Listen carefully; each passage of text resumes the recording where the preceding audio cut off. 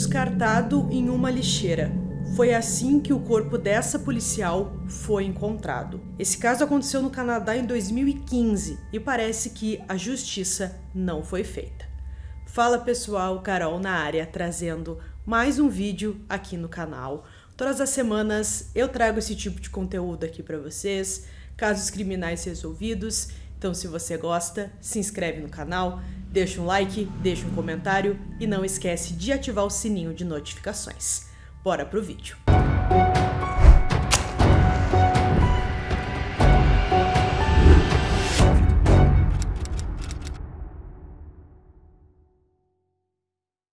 Catherine Campbell nasceu em 15 de janeiro de 1979, em New Glasgow, no Canadá. A segunda de 3 filhos, ela cresceu em uma família unida. Por 10 anos, ela foi voluntária no Corpo de Bombeiros de Sterlaton e por mais 6 anos serviu como policial dedicada no Serviço Policial de Truro. Seus colegas o descreviam como apaixonada, confiável e destemida. Catherine dava tudo de si. Se você precisasse de ajuda, ela estava lá. Na sexta-feira, 11 de setembro de 2015, ela estava de folga e queria relaxar. Nessa época, ela morava em Dartmouth e naquela noite ela decidiu ir até o centro da cidade para tomar uns drinks e se divertir um pouco. Pouco depois da meia-noite, Catherine entrou em um táxi em frente ao seu apartamento. O motorista disse mais tarde que Catherine parecia normal e de bom humor. Ele a deixou no Halifax Ale House, um bar aconchegante conhecido mais por seu ambiente descontraído e canecas de cerveja. É o tipo de lugar onde você iria para se encontrar com os amigos e conversar. Dentro do bar, Catherine encontrou um homem que já tinha visto antes, alguém que conhecia de passagem. Depois de alguns drinks, os dois se aproximaram. Imagens de segurança os mostram dançando juntos, flertando e compartilhando momentos íntimos. O nome do homem era Christopher Garner. Na época, ele havia acabado de passar por um término difícil com uma namorada de longa data. Aliás, ele trabalhava no Ale House e muitos dos funcionários o reconheceram naquela noite. Vários comentaram mais tarde que Christopher foi aberto sobre o término naquela noite. Parecia determinado a encontrar uma distração para a dor que carregava. E por um breve momento, pareceu que Catherine poderia ter sido essa distração. Mais cedo naquela mesma noite, Christopher começou a beber com um amigo, Mitchell DeVoe, no apartamento dele. Os dois tomaram alguns drinks lá antes de irem para um bar no centro de Halifax chamado Cheers. Mas a noite rapidamente saiu do controle. Mitchell ficou muito embriagado no bar, tanto que policiais interviram. Ele foi levado para a delegacia apenas para passar a noite e, quando não estivesse mais bêbado, poderia voltar para casa. Christopher então ficou sozinho, mas ele não queria terminar a noite ali. Ele foi até o Ale House e lá encontrou Catherine. Os dois se deram bem rapidamente.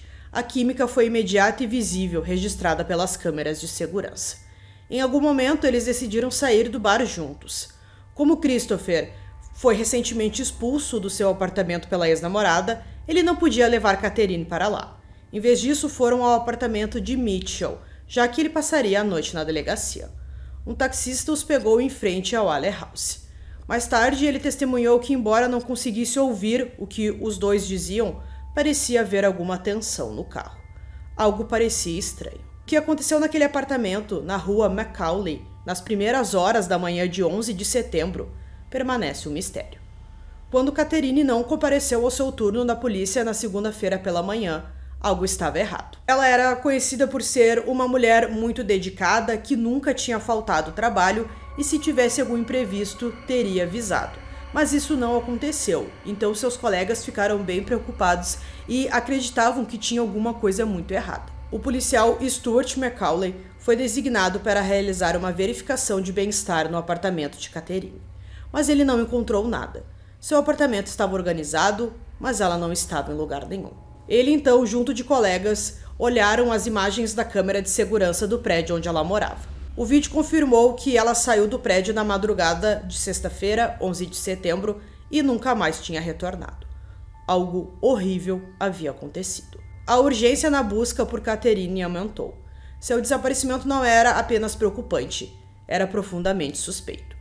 Os investigadores começaram a rastrear seus últimos movimentos conhecidos. Não demorou muito para que confirmassem que ela pegou um táxi até Haley Falk Sally House. Essa informação foi fundamental.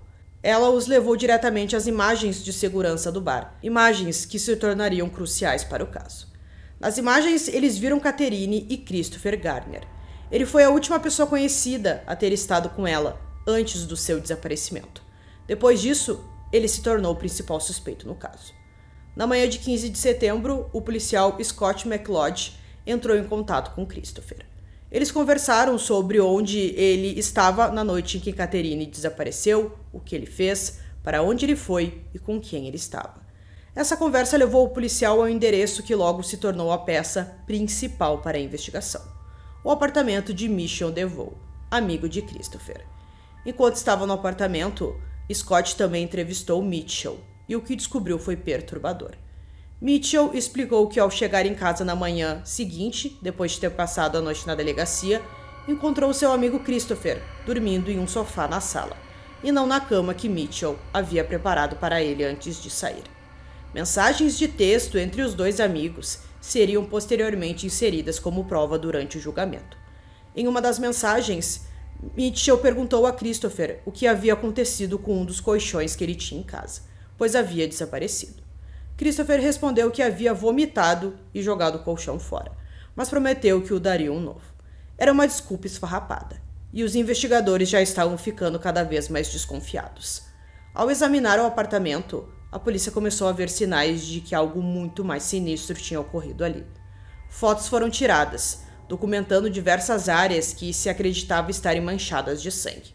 A equipe forense encontrou manchas no chão da sala, atrás da televisão, em uma caixa de lenços de papel e na alça de um armário que continha produtos de limpeza. A polícia conseguiu as imagens de uma clínica que ficava ao lado do apartamento. O vídeo mostrou um homem, mais tarde identificado como Christopher, surgindo dos fundos do prédio.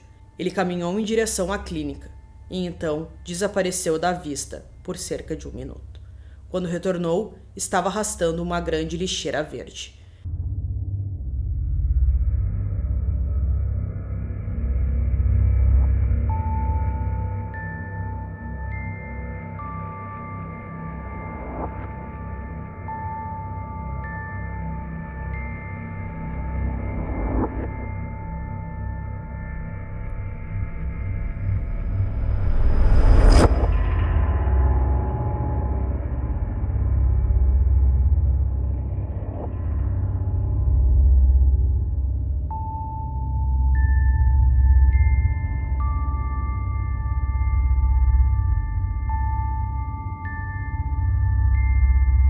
Pouco tempo depois, o mesmo indivíduo foi capturado novamente pelas câmeras, voltando para o apartamento. Era um comportamento bizarro para aquela hora da noite. Várias testemunhas contaram à polícia mais tarde que viram um homem arrastando uma lixeira verde pelas ruas. Disseram que parecia que ele estava carregando algo muito pesado. Seguindo a direção mostrada nas imagens, os investigadores começaram a rastrear os movimentos de Christopher. Na calçada, descobriram marcas distintas de arrasto, perfeitamente consistente com as rodas de uma lixeira. A trilha os levou a um local próximo a alguns arbustos, perto do Departamento de Defesa Nacional. Quando eles foram até esse local, a primeira coisa que eles viram foi uma grande lixeira verde. Quando eles abriram essa lixeira, viram um tufo de cabelo loiro. E quando eles mexeram naquele material que estava ali, eles viram uma tatuagem de bombeiro bem na nuca daquele corpo que estava ali. Imediatamente, eles souberam que o corpo era de Catherine Campbell. A descoberta foi devastadora, mas com essa descoberta vieram as provas de que a polícia precisava para efetuar uma prisão. E agora era a hora de Christopher Garner responder pelo que havia acontecido. Com a descoberta do corpo de Catherine, os investigadores tinham o que precisavam. Era a hora de agir. A polícia estava de vigia na residência de Christopher, observando silenciosamente do outro lado da rua. Viram ele sair, caminhar em direção ao carro, remexer em alguns objetos no porta-mala e em seguida entrar. Então eles descobriram que Christopher estava morando de novo com a mesma namorada que o expulsara de casa poucos dias antes. Na mesma noite em que saiu e conheceu Catherine no bar, o relacionamento havia terminado. Ou assim parecia. Mas agora ele estava de volta, tentando seguir a vida como se nada tivesse acontecido. Enquanto o observavam naquela noite, a polícia notou algo e ele saiu em seu carro. Então eles o seguiram de perto. Parecia que Christopher estava indo em direção à mesma área onde o corpo de Catherine foi encontrado, perto da ponte McDonald. A polícia então o parou. Dentro do veículo encontraram itens que levantaram algumas suspeitas. Uma lona verde, luvas de trabalho, uma mochila, corda amarela, fita adesiva e um cobertor marrom. Christopher foi preso na hora e levado para interrogatório. Durante as 9 horas seguintes, ele foi interrogado e toda a conversa foi registrada em vídeo. Um dos policiais disse a Christopher que parecia que ele era um cara legal, que talvez não tivesse planejado matar Catherine, que talvez as coisas simplesmente tivessem saído do controle. Em poucos minutos ele começou a soluçar. O policial expôs os fatos. Catherine foi dada como desaparecida após não comparecer ao seu plantão. E agora ela foi encontrada morta. Perguntaram-lhe diretamente: "Você teve relações com Catherine naquela noite?" E ele respondeu que não lembrava. O policial então mostrou fotos de Catherine, incluindo fotos da cena do crime. Ele pediu a Christopher que olhasse nos olhos dela, que visse a verdade e que lhe contasse o que aconteceu.